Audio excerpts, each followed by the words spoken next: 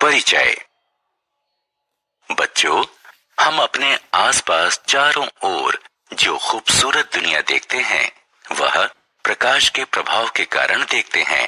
अंधेरे में हम अपने आसपास कुछ भी नहीं देख सकते। प्रकाश हमारे जीवन का महत्वपूर्ण आयाम है। हम इस अध्याय में प्रकाश के गुण और अभिलक्षणों के बारे में अध्ययन करेंगे। उद्देश्य। इस पाठ के अंत में आप निम्न करने में सक्षम हो जाएंगे। प्रकाश की व्याख्या करना, प्रकाश परावर्तन के नियमों की व्याख्या करना, नियमित और विस्तृत परावर्तन की व्याख्या करना, विभिन्न तरह के प्रतिबिंबों की बनावट पर चर्चा करना, कैलिडोस्कोप के कार्य करने की व्याख्या करना, प्रकाश प्रकीर्णन की व्याख्या करना। प्रकाश क्या है? आप कई तरह की चीजों को देखते हैं। इस कमरे में ही आप कुर्सी देखते हैं। मेज और मेज पर रखे गुलदान को भी देख सकते हैं। ये चीजें हमें तब दिखाई देती हैं जब उस वस्तु से प्रकाश परिवर्तित होकर हमारी आंखों पर पड़ता है। यह दो तरह से होता है, या तो वस्तु से स्वयं प्रकाश निकलता है या वस्तु पर किसी दूसरे माध्यम से प्रकाश पड़ता है। इस स्थिति में प्रकाश परावर्तित होकर हमारी आंखों तक आता है। इस प्रकार जब पूरी तरह से अंधेरा रहता है तब प्रकाश की अनुपस्थिति में हम कुछ भी नहीं देख सकते। क्या आप जानते हैं कि प्रकाश भी ध्वनि की तरह ऊर्जा का एक माध्यम है, लेकिन इससे अलग है। प्रकाश कैसे गति करता है? हम जानते हैं कि ध्वनि निर्वात में गति नहीं कर सकती, लेकिन प्रकाश निर्वात के माध्यम से गति कर सकता है।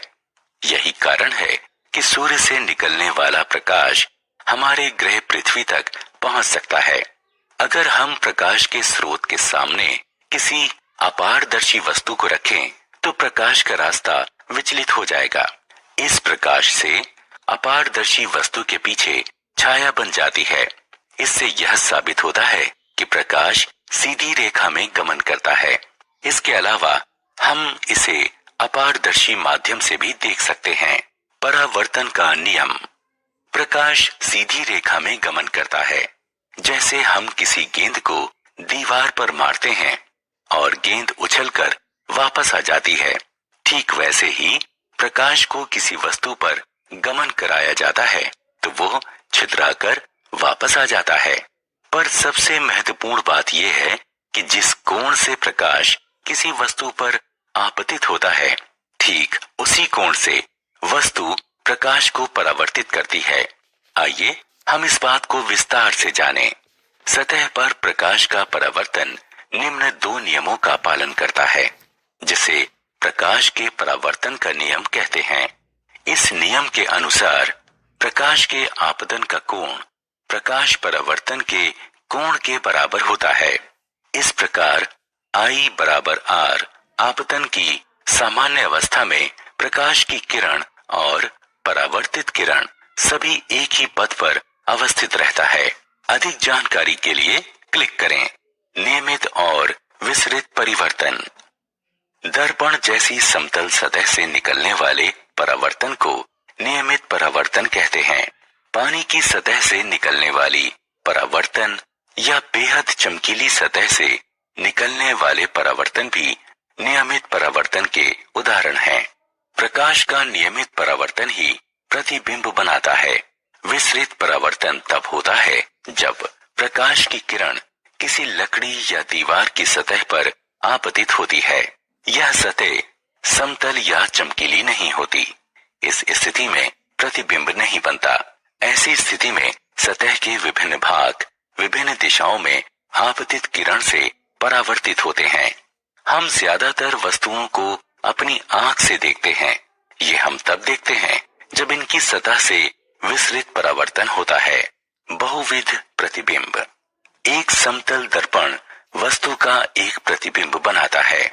क्या आप बता सकते हैं कि दो समतल दर्पणों पर हम कितने सारे प्रतिबिंबों को प्राप्त कर सकते हैं?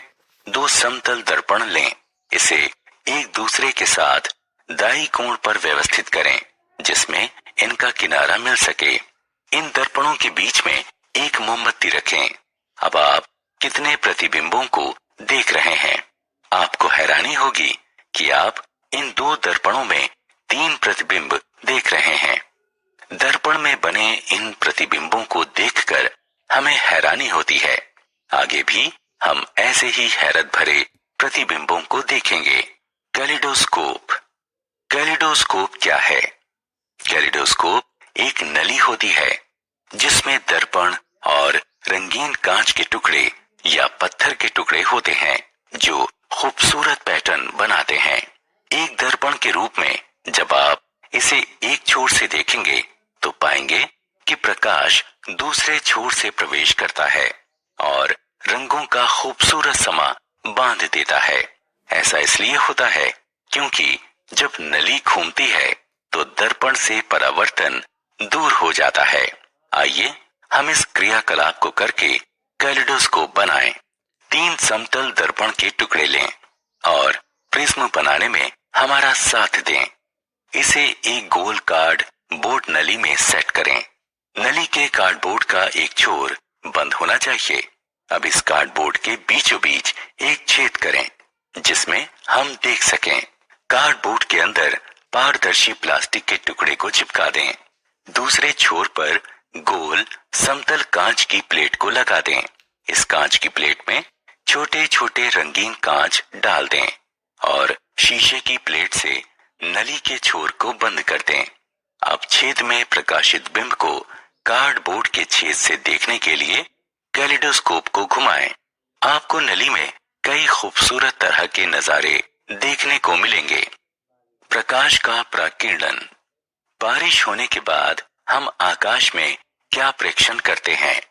जी हाँ, हम आकाश में कई रंगों वाला खूबसूरत इंद्रधनुष देखते हैं। लेकिन यह विभिन्न रंग कहाँ से आते हैं?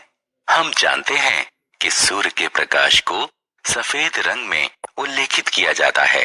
जब हम इस प्रकाश को कांच के प्रिज्म से गुजारते हैं तो यह 7 रंगों में विभाजित हो जाता है। इसका मतलब यही हुआ कि सफेद प्रकाश की किरण अपने संगठन रंग से अलग हो जाती है। इन रंगों का समूह सफेद प्रकाश के स्पेक्ट्रम को प्रदर्शित करता है। इस प्रकार सफेद प्रकाश के अपने संगठन रंगों से अलग होने की घटना को प्रकाश का प्रकीर्णन कहते हैं। आइए अब हम इंद्रधनुष पर आते हैं।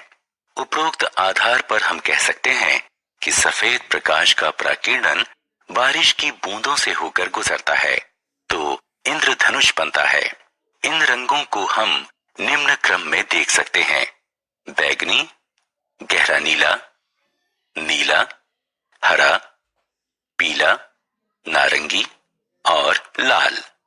इसे अंग्रेजी में वाइट क्योर भी कहते हैं। सारांश। आइए हमने जो कुछ सीखा है उसे संक्षेप में दोहराएं। प्रकाश ऊर्जा का एक रूप है जिसके माध्यम से हम चारों ओर की चीजें देखते हैं। क्योंकि इसके माध्यम से प्रकाश परावर्तित होता है, प्रकाश सरल रेखा में गमन करता है। जब किसी दर्पण पर प्रकाश की किरण पड़ती है तो वह प्रकाश के पथ को मोड़ देती है। परावर्तन के 2 नियम हैं। आपतन कोण हमेशा परावर्तन कोण के बराबर होते हैं, अर्थात कोण I बराबर होता है कोण R के। आपतित किरण, परावर्तित किरण तथा आपतन बिंदु पर अभिलंब एक ही तल में होते हैं। दर्पण की तरह समतल चीजों से निकले परावर्तन को नियमित परावर्तन कहते हैं। दीवार की तरह खुरदरी चीजों से होने वाले परावर्तन को विसरित परावर्तन कहते हैं। कैलिडोस्कोप एक नली है जिसमें दर्पण और रंगीन कांच के टुकड़े होते हैं या फिर खूबसूरत पैटर्न पर बने चमकते हुए पत्थर के टुकड़े होते हैं। कोई दर्शक इसे एक छोर से देखता है और दूसरे छोर से प्रकाश अंदर आता है, तब इसमें घूमते हुए परावर्तन के कारण रंगों का खूबसूरत पैटर्न बनता है जिसका नजारा अद्भुत होता है। अपने संघटक रंगों से सफेद